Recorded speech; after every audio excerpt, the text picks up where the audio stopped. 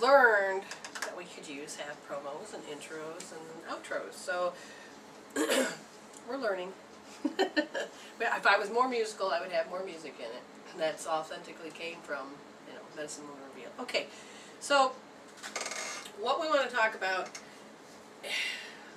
I always ask, why is there hurricanes and why is there stuff? I always ask these simple things, and it always is based on a group conscious thing. Water represents emotions. So if you have a turbulent storm with wind, and wind reminds me of thoughts, and so if you have all of that emotion and thoughts spinning, it's very chaotic. It can get very destructive instead of being of a passion, of a conviction. So my question was, why is it happening now? So Jen pulls up on her iPad a picture of a hurricane that looked like a shape of a uterus. The weather pattern map was in a rainbow color that looked like a uterus, and guess where it was headed? Funny that we were talking about politics earlier, they had it right over the state of Florida. Look, there's a big rainbow-shaped uterus headed for the GOP convention. So, and yeah, you can put anything together, but let's look at this. If the group consciousness is about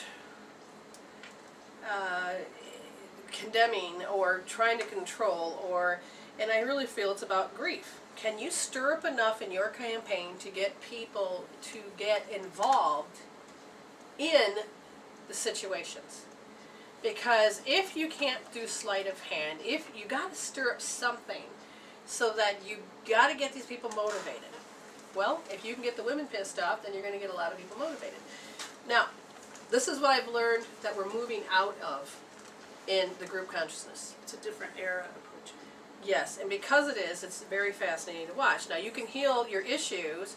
If you're emotionally mad at men, heal that, and then you won't stop feeding it, and then maybe men will stop playing it. It's like when that guy was trying to get me mad at me, I stayed detached. I didn't need to play into that field, and so it fell away. Didn't have to. The comedy shows, even if they're stand-up comics, the main theme is basically aimed at women to some degree. And relationships. And relationships, and how women talk on the phone too much. Women buy, it's like we're supposed to be shamed that we shop, or shamed that we like shoes, or shamed that we like feminine stuff. I mean, or hang out with our friends, and yeah, oh, you better, you get one mad, you get a whole team and an army, will be at your door pretty soon. Men say they don't understand women, but they do, because you listen to their jokes. Not to bash you. No. I'm telling you what is out there. That I'm chuckling. That's fine. So during a lot of the conversations, that when you play games and stuff, it's usually aimed at the jokes are aimed at usually at the woman. Well, what's that one? If a man wants sex, the woman has to be. A woman has to be in the mood, a man has to be in the room. Yes. Okay. So that there they know. And they know that exactly, upside down, inside out. So don't tell me you don't know it. But it always seems to be with a derogatory sensation. Okay. And when that occurs, what happens is that women have been so numb to it that we didn't even realize it's so natural, so numb. I mean, I started to wake up and hearing them going, that's funny, because you are condemning. Now, see, a person called in, and now they hung up, so I will wait a few minutes. I was going to just take them, but I'll wait. Yeah. Only just changed it. So we're... Yeah. But see, it's changing your thoughts, and there's nothing wrong with a woman changing her thought, or men, or anything. But this is all changing. The comedy shows... Oh, there's that person again. Before I get into that, go ahead. We'll take the person, and it's another 517 area code call. You're on the air. With Brenda, Jen, and Scott. Hello, Brenda. Hi. This is Justin. Oh, hi. How are Hey! you? Okay. You may want to turn it up a little bit, Justin. Just a minute. I don't know. Say hello again. Hello. Okay, we can hear you. Hopefully she didn't turn it up too loud. A little bit of on that dial really cranks it up, Okay. Jen. How would you like us to help you? Well, I'm getting ready I'm getting ready to move to Ipsy. You're getting ready to move? Yes, I Wow. moved on Friday after I take my mom to, she has some medical things. Oh, wow. Yeah, okay, so you met him over at the parade. Yeah, Michigan Pride. Yeah, so, yeah. Well, okay, so... This is a Michigan Pride show. So, do you have a specific question in mind? I'm worried. Worried. Ooh, okay. Worried about your mom or the move? That and moving. Okay. If you're going to be, one thing I see is that going to make you farther away from your mother or closer? I'm farther away. Ooh, okay. Okay, let me ask you, do you feel like the responsibility, if your mother is sick, would the responsibility fall on you or is there any other family members? Me. Okay. One of the things that happens is that it's not that we don't want to be there for our loved ones, but I also know what it means to take care of somebody. For 4 years of my life, I didn't have one because I was taking care and living somebody else's life so they could survive. There's a part of you that knows that you need to move and you need to grow. The question at hand, now I got to figure out how I'm going to say this. If there's a part of you that don't really want to work and you're not ready to live on your own and survive and have all the necessities met by you, you're going to create a backup plan. You with me so far? Yep. Okay, so I know of myself and another friend of mine, what happened was because we didn't have the avenue of... You must be getting out of your car? Yeah. Okay, but anyway, it's just that we didn't have all the necessities that we needed for the foundation to move forward. So it's like, well, I don't want to work, but I was doing it anyway.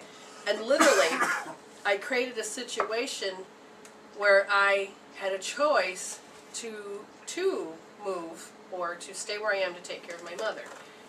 So I did. And my other friend, there was like, how many people? 5 people in the family, and he chose to stay home and take care of the father because there was a part of him that didn't really want to move out and didn't really want to have a job and didn't want to know, they just didn't have all of the qualifications. So what happens is if you're not strong in your first chakra, which is where I see it, taking and moving is a very big step and a very big leap, and that can be scary alone. So you're creating a backup plan so that you can find a reason not to move. Does this make sense? Yeah. Now the other part is your mother, and I'm looking at it, is from your perspective, is the mother very sick? No. No. Huh? No. That's what I thought. But is she worried that you're moving so far? She might be. Okay. Has your mom ever been sick in the past? For any length of time? Okay.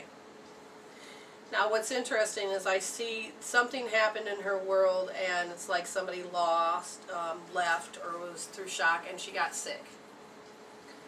I think there's a part of you that recognizes that pattern, and so there's a part of you that's almost afraid to let go.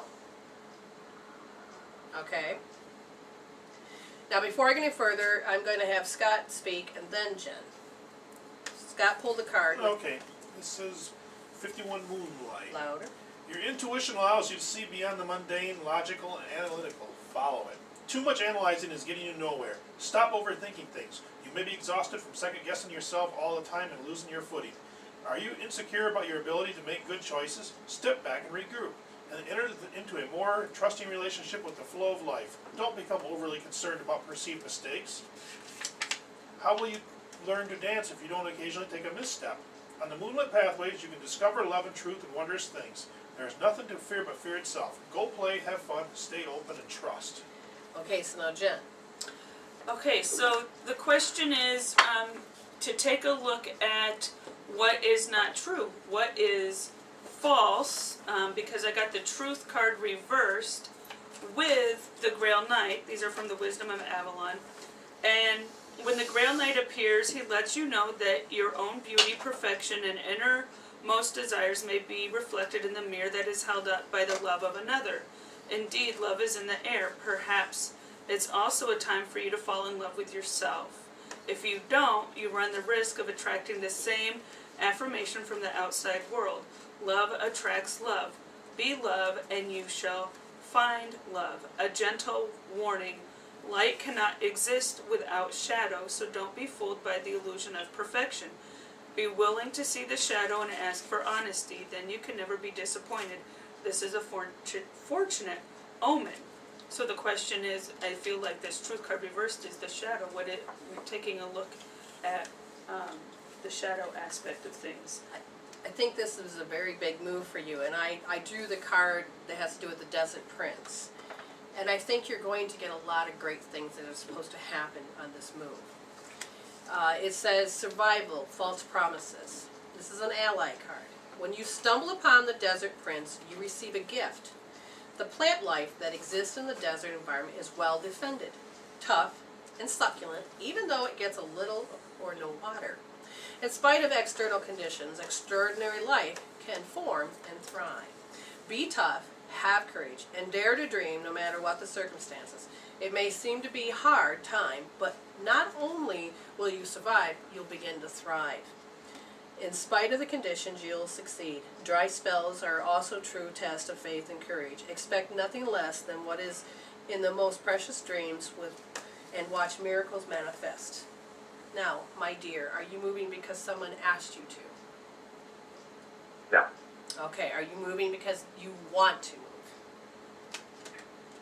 I'm going to school up there. Well, here's the thing. It's all going to be good. Don't be nervous. It sounds like you're going to thrive.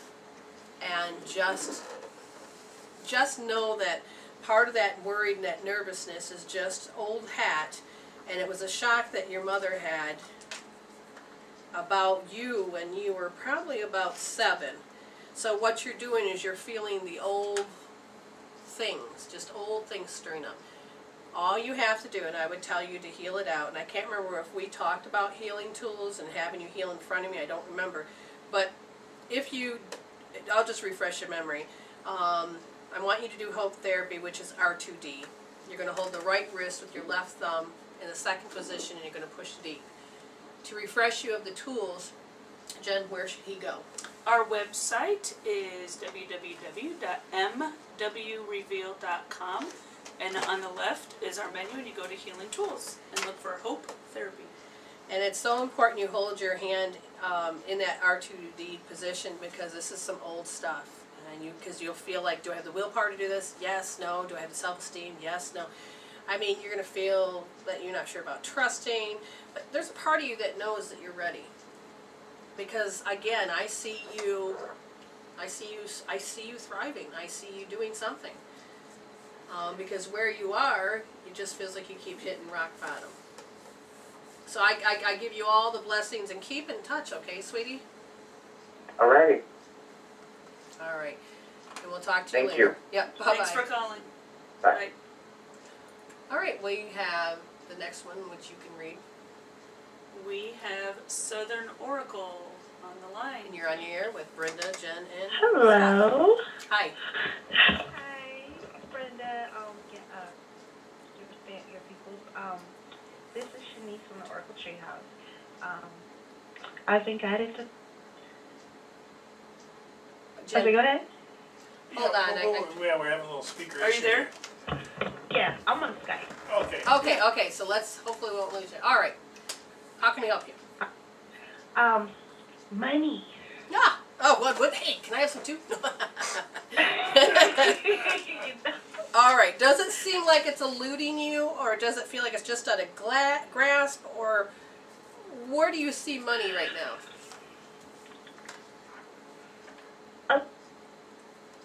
Actually, I'll do what I love, but it's the process getting the and doing what I love. So you're not really getting paid for doing what you love. Yeah. And that's because it's very difficult, because we're still meant to still believe, the majority of the group consciousness, is that because if you're doing something of God's work, you shouldn't be paid for it. And we need to really change that. An artist gets paid, a carpenter gets paid, an accountant gets paid. There is all of this talent that people think, oh, that should be paid. But when it comes to what we do, we've worked hard for it. We've learned to hone in and do what we need to do. And that belief system still sits out there, and that needs to be really healed. The best way for you to bring more money in, and I'm going to look at what's stopping me from having money coming in, and Jen keeps dropping things. Now, when you bring people to you, or do you feel like people have contempt for what you do? When I'm on the show, when I'm doing my show on Blog Talk, yes. Okay. When people come to me, like, for my business, yes. When I'm working at the shop that I work at once a week, no. Okay. So one of the things is that your soul has to project out the thing that wants to be resolved, as that you understand people have contempt for what you do, or what it is, or even who you are, because sometimes just being a woman, people can have contempt, or the color of your skin, or your religious background. But whatever it is, one of the things I want you to pay attention to is if you have that, or you think what other people think is that, it's what's going to keep coming back at you. They're saying that's like the number one reason why you're not making any money. They like what you do. Keep doing it. But let's heal this out. Now I'm trying to see what else here. Before I go any further, Jen drew some cards. Let's see what you got, dear. Okay, so as shape-shifting love life. Oh, well, the love of her life, which is her job, what she loves to do. And they're saying that maybe you need to do some more research in order to radiate that much more. Okay, so in this case, she's doing the research. It's kind of backing up what I just did. So now the cards are even say that you need to look at this. So my first thing when this occurs is to start define how you know people don't like it. Is it the things they say? Is it the things they do? Is it do they pull away?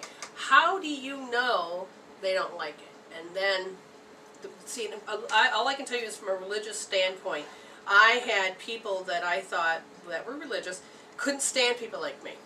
And I saw how they condemned and all this. So I went in and I was tapping. I did meridian tapping. And I said, even though people don't like me because I am different, you know, and then I said, or people don't like me because I am a psychic, you know, I went in and just started doing meridian tapping on all of the things. People have, even though people have contempt for me, what happened is I had to disrupt all of those old programs, which also helped me unplug from the group consciousness. Okay. And what happened one day is that I hadn't seen anybody from religion come around as I opened the doors to my business. And then all of a sudden this man that I knew came in and he asked me, where's God in this? I thought, oh shit, here we go. And before I could say anything else, I realized that I wasn't really caring if he was attacking or not. So I didn't approach it that way. I said, do you see God in everything? And then I just started to as if he was a regular client. I had healed enough that he wanted to know if I had God in it because his wife was sick. There was a whole other reason why he was coming to me, instead of me going into that belief. And then when I had said, well, for your wife I would do this, this, and this, and he did. He bought the stuff and left. But he had to, I had to get that belief system I had about people had contempt for me. I had to heal it and resolve it. Otherwise, he probably would have never came to me except for maybe to attack me, because that was the only filter I had. And they're saying that because if you know what contempt is, then... Can you explain that? Yes. All right, kids, help me out here. How we want to do it? Well, Contempt is hatred. You know they don't like it. anger, yeah, they just hold something against you. Now, if they're really Okay. emotionally in it, if they hate readers or they hate mediums, they'll say, "Oh gosh, you guys are all fakes. I don't believe in that crap." You know, or you should not be accepting money. You should be doing it for free. I mean, just all of these nasty little comments and remarks. Now, what's important is that as you look at your definition, you've heard ours, you can hear other people's, but then I want you to go to the dictionary. And I want you to read contempt. Why don't you look that up, Jen, real quick? And then I want you to look under the thesaurus. And what's going to happen is you're going to start pulling up memories that with these definitions.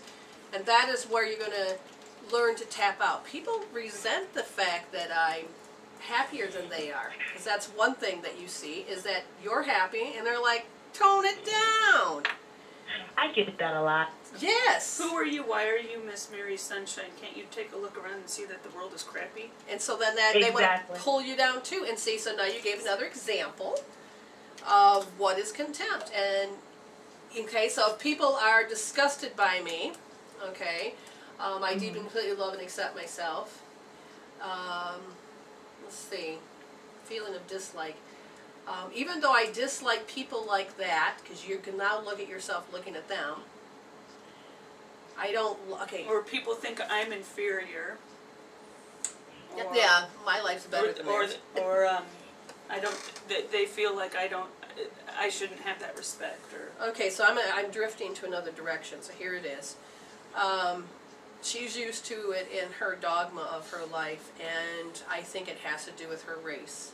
I don't know if it's the color of her skin or if it's her religious background, but your culture, something. So where are you from, dear?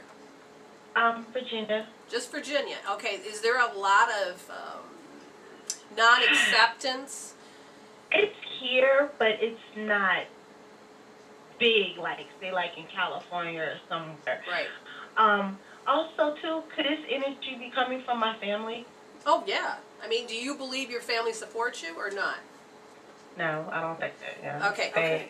You can even say, even though I believe my family doesn't support me, I deeply and completely love and accept myself. What you're doing is you're preserving all the positive learnings and getting rid of those things. Even if they're true, you're getting rid of them out of your system so that you can stop calling in people to pull crap on you. Okay? Or to push your buttons. Or to push your buttons. What's interesting Yes. is that with all this healing that I've done, I went to a family reunion. Well, this is huge. Now, you have to explain, though, first before you go to the family reunion. What does your family usually think about you? Oh. My family? No. Me. I mean, I'm being an example. Okay. So my family, you know, they have certain standards. They all went to college. Everybody political. needed a very political. You know, if you're going to change the world, it's within the system, and so you have to use politics. And so it's but from a very educated, you know, we know this kind of attitude, and then there's me, and I look, and I'm like, well, I don't even know how I fit into this situation, but this is my family, okay. So, but I'd done a whole bunch of healing. I went to a family reunion, and my sister, I could actually see her looking to push my buttons. But she was pissed because they're gone. They weren't there! Because I had done this healing, and it was almost like she was almost like sniffing for them. And she was disappointed. She wanted to look at Mom and say, who is this? Exactly, and it's like, wait a minute, I can't agitate her. What? I don't understand She had what's to find going on. another victim. Right, which was my ex-husband. So, And you're okay with it. well, now at the time it was like, hey, wait a minute, but yeah. So you do this healing, and then all of a sudden, they know to push your buttons in their own way, and once you diffuse them, then those triggers are gone. Yeah, you will change the entanglement cord relationship. And if you heal it so well, they'll zig and you'll zag. You don't even have to be. Now here, I've healed so much that my family members have now turned to me for help. I have my own flesh and blood that are in my household. They're all now pretty much on my side. There's only one that's like, I still don't believe in it. That's okay. But all I changed was me. I didn't change where I'm going to show up the way they want. You don't do that. All you're doing is cutting and hurting your soul. The way you change is the way we're telling you to do, is to tap out that signal that says, oh yeah, I know you don't like me, okay? And you have to remember that we have the way we think, we create chemical peptides. So if we can stop believing in that part of the truth, it won't own us, and it won't control us, and it won't haunt us. It actually causes you to keep the positive learnings, make everybody else, that wall fall down, and everybody else will either zig and zag out of your life. Does this make sense? Yes. Okay. You helped me find my barrier. Okay, so now so what you're going to focus on is that, now I'm asking your soul a question. If she were to do hope therapy, where would you want her to hold on this? R2D. Jen, explain hope therapy, where she can find it now. Our website, www.mwreveal.com. And when you go to the website, on the left is our menu. You click on Healing Tools, and when you click on Healing Tools, a menu pops up, and you go to Hope Therapy. I will also put that link in the chat room for those who are in the chat room. And what you're going to do is you're going to look for hope therapy. And when you go and watch the video, and you read the instructions, your code that you're going to use is R2D. So if you watch the video, because I'm going to be putting these up in a day or two, you're going to end up holding your right wrist. You're going to raise your right hand, and then you're going to take your left fingers and find, with your 3 fingers, the first, second, and third, the second position. You're going to put your thumb in the second position, and your pointer finger will be in your palm, because that part of your palm is all about shame and guilt. And the second position on your wrist, on your right hand wrist, is about fleeing, overwhelmed, worried, can't control events, feeling attacked, just low self-esteem, and you want to run. So you're going to push in deep, and you're going to put your hand on your forehead and your hairline, and you're going to think about how much you're not liked, or what you do is not liked, or you know how they know that they don't like what you do. So you're going to look at it and put it on a scale from 0 to 10. You're already thinking this. You already know what's happening. When was your last fresh experience of somebody rejecting you because they didn't like what you did? When was it? Yesterday. Okay, so there's your fresh experience. And if that's not strong enough, I'm sure you got doozies from, because you said, how about my family? Yes, your family has triggered a lot from you. So, if you hold those positions and really think about how that person just treated you and how much they don't like you, or how they're trying to conform you or change you, or you feel attacked, or they say, oh, I'm so worried about you. Oh, good Lord, that one's a doozy. Yeah. But when you really heal those and look at it, you're going to look at it, and you're going to put on a scale from 0 to 10. Give it a color. And then as you're thinking about it, what's happening is that since your body is already in fight, flight, freeze, because of your hand in that position, the blood's going to start coming back up to the forebrain, and it's going to wash it out. And what's going to happen even further is the thoughts are going to slow down. You almost to the point where you're not thinking about it anymore. What was I just thinking about? That's why I always have people write down the subject that they're working on. Or the emotion is not there. And you bring it up and you ask your question and you're like, oh yeah, does that bother me? Nah, I don't have to. But if you feel like just a little bit, you can feel it just a little, go back in and hold that position again. And then you can walk around and all of a sudden, let's say one family member decides to do its little foo-foo stuff, and all of a sudden you feel a trigger. Immediately go back to that R2D, take that fresh experience, and think it on through, and then all of a sudden that'll get down to 0. What happens is that entanglement cord that you create with people, it'll start to disappear. And a new cord will be placed, because it will be fresh and clean and not full of, it'll be innocent, how's that? It won't be full of crap and excess baggage. You understand? Okay. Yep. Yes. All right, so Yeah. Jen, find her a goddess or an angel or somebody that she can call in that'll have her back while she's doing this, so that she doesn't get disturbed.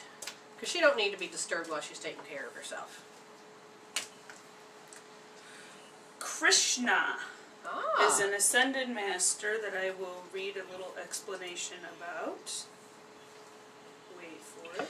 Find the blessings in your current situation. Interesting. Okay, so that's going to be helpful.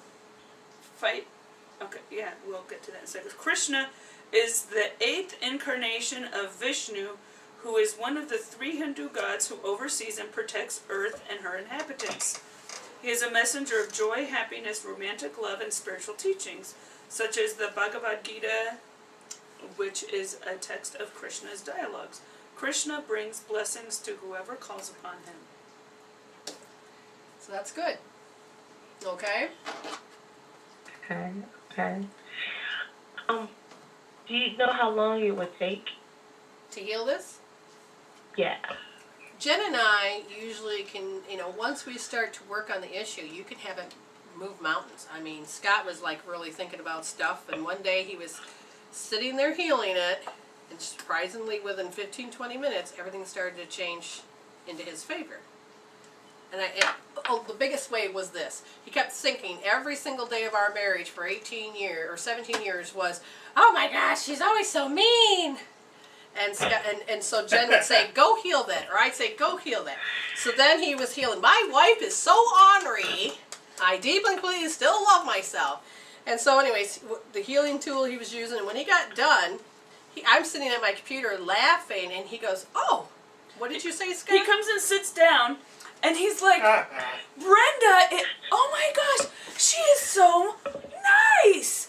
Do you hear what she's saying? And I'm like, Scott, this is Brenda. Brenda, this is Scott. It's like, this is the Brenda I have known for 7 years. Scott, I'd like to introduce you.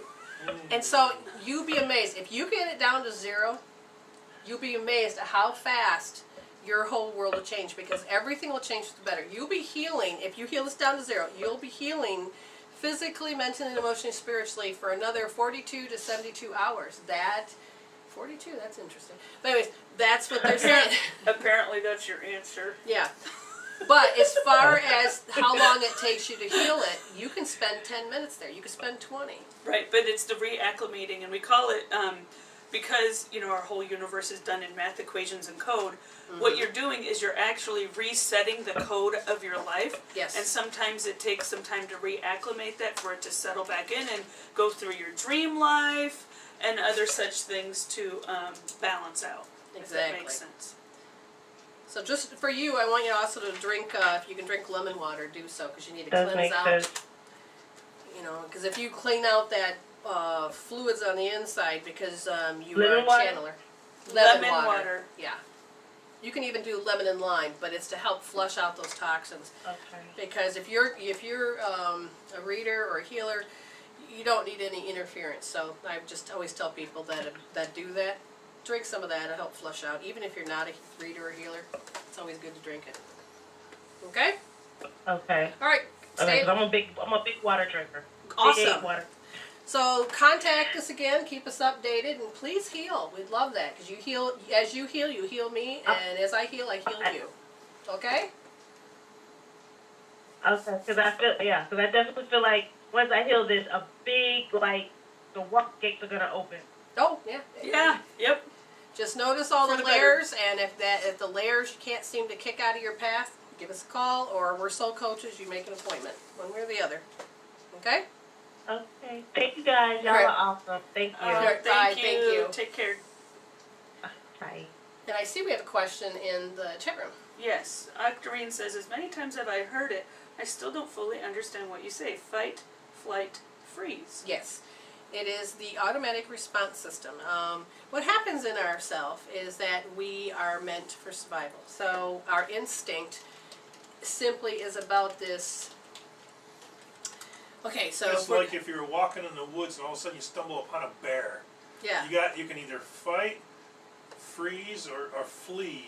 Mm-hmm. You got some options there. Usually, It's an a automatic change in your life is what causes one of these three things. stress. To The stress. happen. The stress will a cause it. startling, something unusual. A shock. Your comfort bubble is burst, and you're Yeah, exactly. and you're outside your comfort zone. And what do? I like how you described that. Yeah.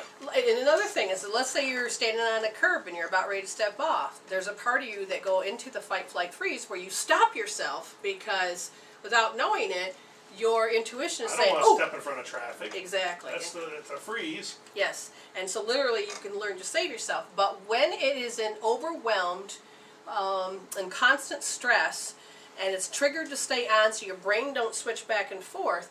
What happens is literally you will go into causing, if you ever watched yourself respond, like I got really nervous my body was going into fight, flight, freeze. My adrenals had to hit in a certain way. My skin was drying out. My lips, I was trying to talk. My lips were stuck to my teeth. And all I wanted to do was run, but no, I had to face it. Fire Marshal Bill. I did. I certainly did. Fire Marshal Bill. Fire Marshal Bill from In Living Color. That was Jim Carrey. Yes. Yeah. And so literally I was like, oh my God. And I didn't realize that my body was going into this adrenaline mode, but it is the fight, flight, freeze. And I'm like, oh my God.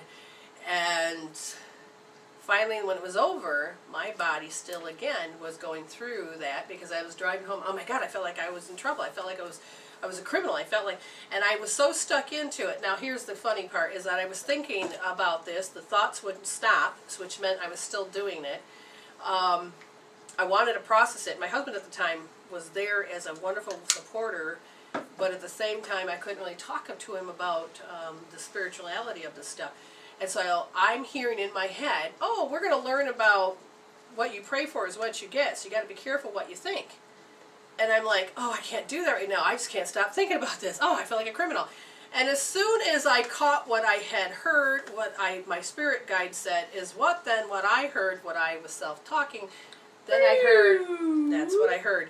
And my husband's eyes glanced at the speedometer, and I'm like, this is not funny.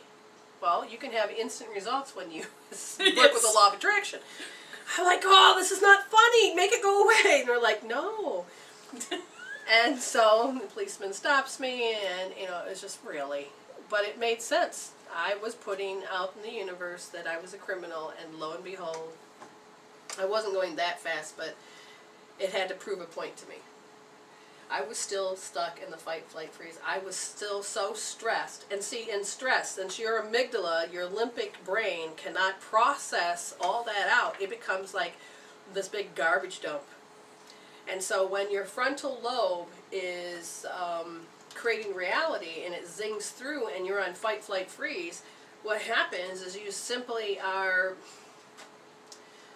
you're simply stuck. You simply keep repeating the same hells, and your body starts to make an acute to a chronic issues. Hey, you had that on there just a second ago, so why don't you go back to that fight, flight, freeze first, and then kind of read what it said, if you don't mind.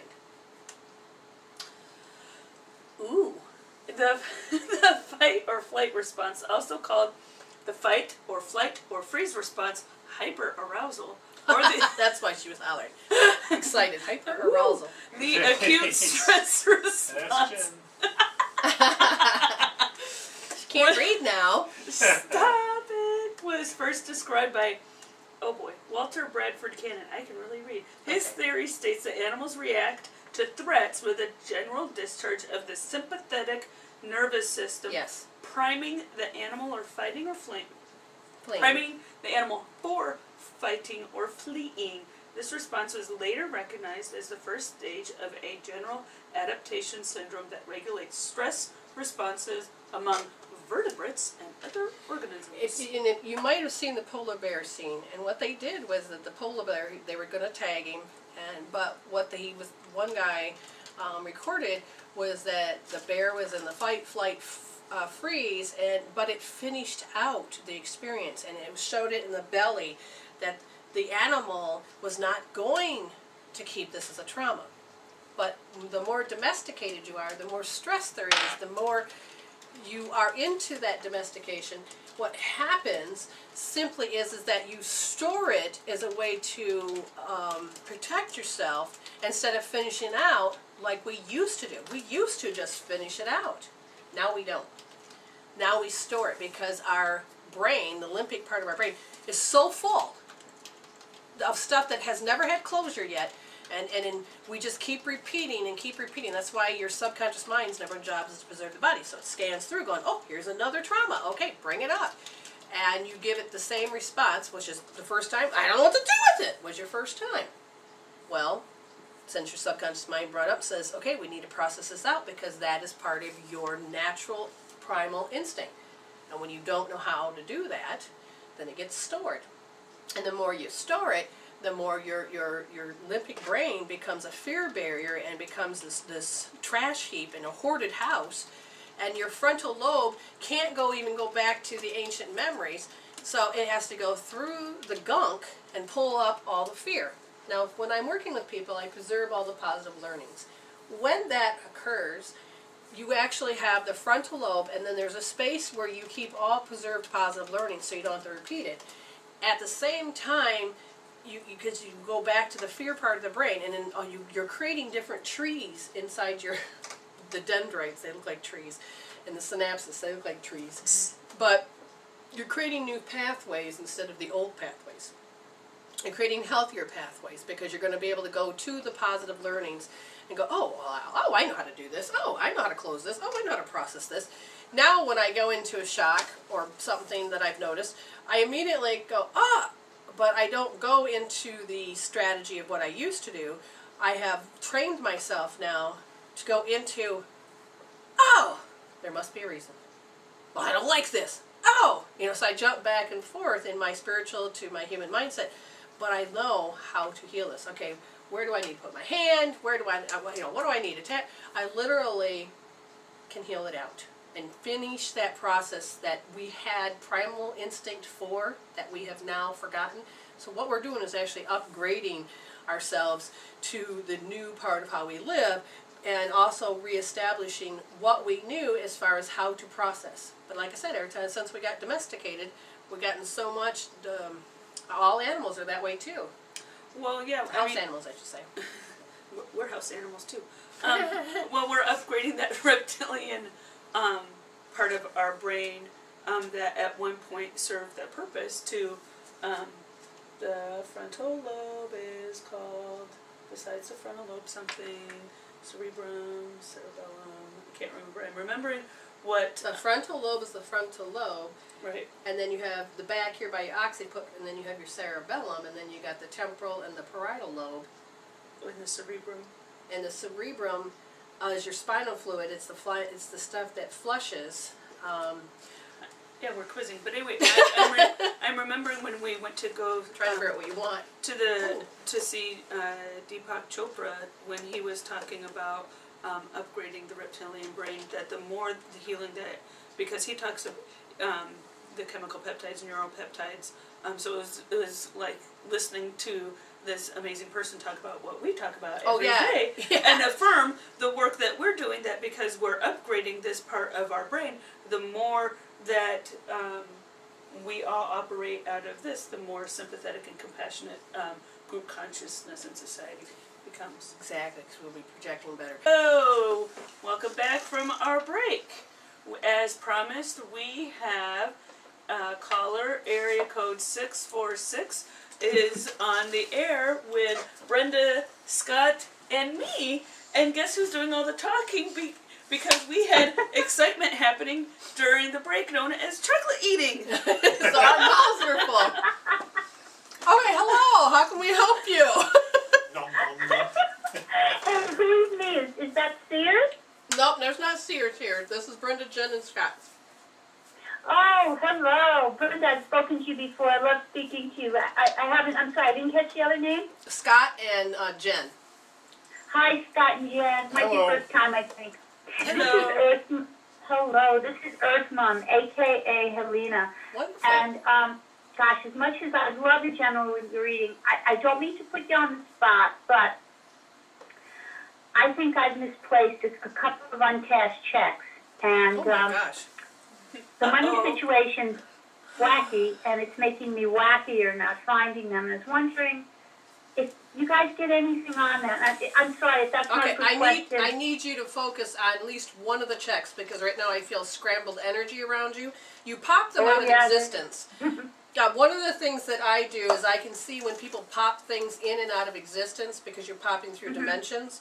And right now it's very chaotic. And now I have to ask the question to your soul, why is it that she popped these checks out? And they are, okay, so the question is, do you feel comfortable with money or awkward with money? Awkward. Yeah, and that's why they popped out, because that was the word that that showed up. Now I have to ask, are they gone? They're out of this dimension. Okay, so the quick question is to pop them back in, would you want her to heal? No, just acknowledge that they want you to look for something else, and when you find it, you'll actually find the checks. If she acknowledges that she has awkwardness with the money, you need to heal that out as well so that you can create it come in. Now, there's an old thing you can say, St. Anthony, something is lost and must be found. Thank you very much. And then you just allow St. Anthony to bring it to you. If you know anything about Reiki, you could actually do the Reiki symbol and then just say thank you, and then it starts to appear.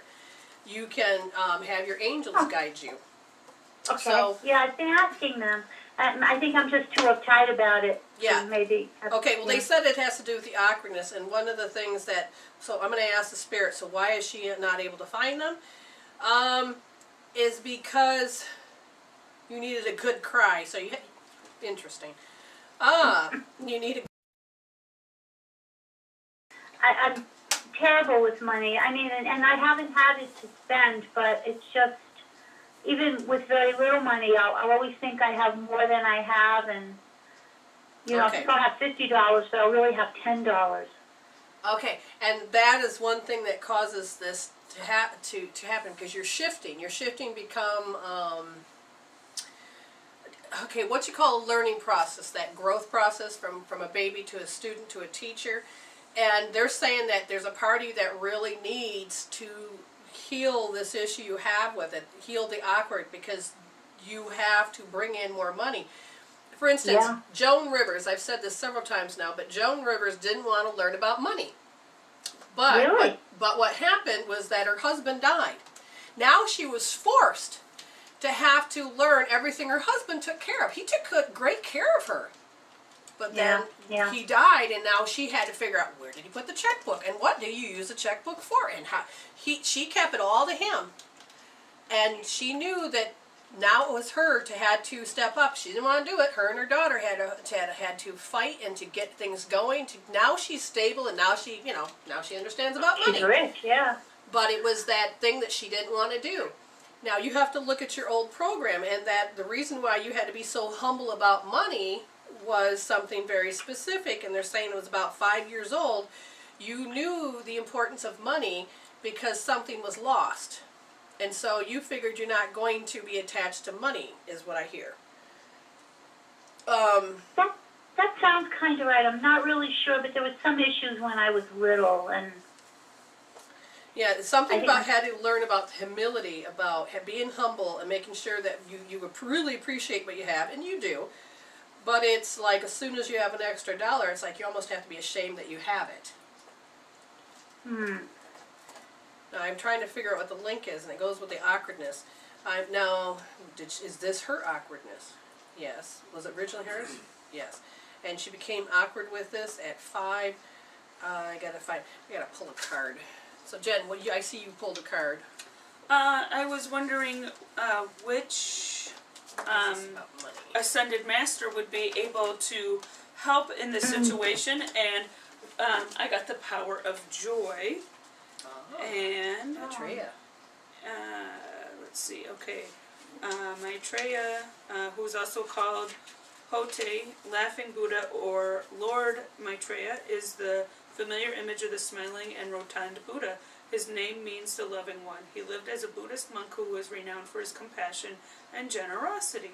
Some Buddhists believe that Maitreya is the future Buddha who will succeed Siddhartha. The emotions will start to slow down. You'll actually begin to start to feel like it's not so heavy anymore. You don't have to have this familiarity anymore, and you will actually start feeling it resolve. Get it all the way down to 0. It'll feel like it's gone, and the moment you see a fresh experience of, oh my God, I shouldn't have that, go back and hold that position, because you have to undo the training you did that you have to check out. 90 seconds. Okay?